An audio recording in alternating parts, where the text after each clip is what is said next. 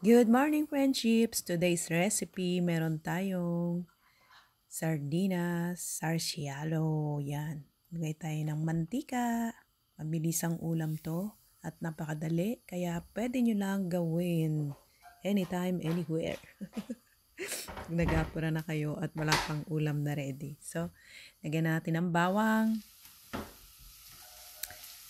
Halo-haluin lang. Siyempre, kasunod lagi ng bawang sibuyas. Pwede rin sabay yan. Yan. Pag medyo golden brown na, lagay na natin ng sardinas. Ginamit kong sardinas na dalawa. It's up to you kahit ilan. Depende sa dami ng inyong gusto lutuin. Yan. Lagyan natin ng sabaw. Depende rin sa inyo kung gaano kadami yung sabaw. Yan, dalawa, okay na.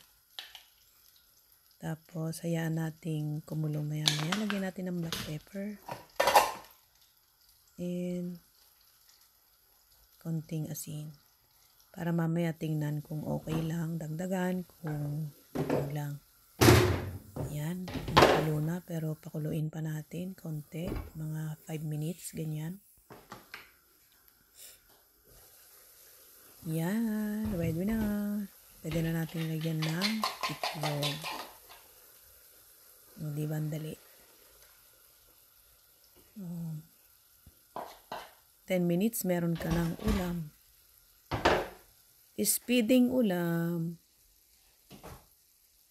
Ayan. Haluin lang natin yung itlog nang hindi naman siya buong buo. Ayan. Okay na yan, ganyan. And dahil malapit nang maluto, lagyan ko na lang ng top natin ng ating green onions. Ayan. O, diyan na. Ready na ang ating ulam for today.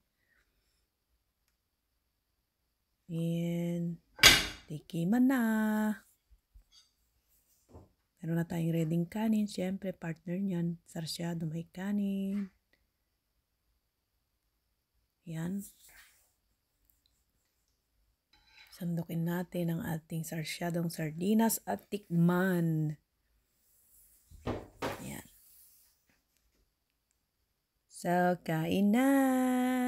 And thank you for watching. Till next videos. Bye-bye, love, and God bless.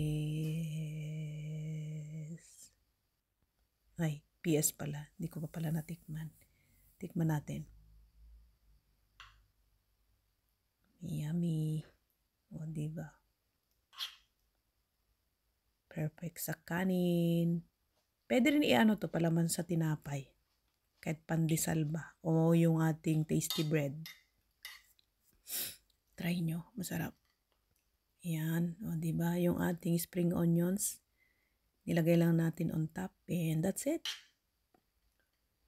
Yummy! Sarsyadong sardinas for today. Thank you for watching.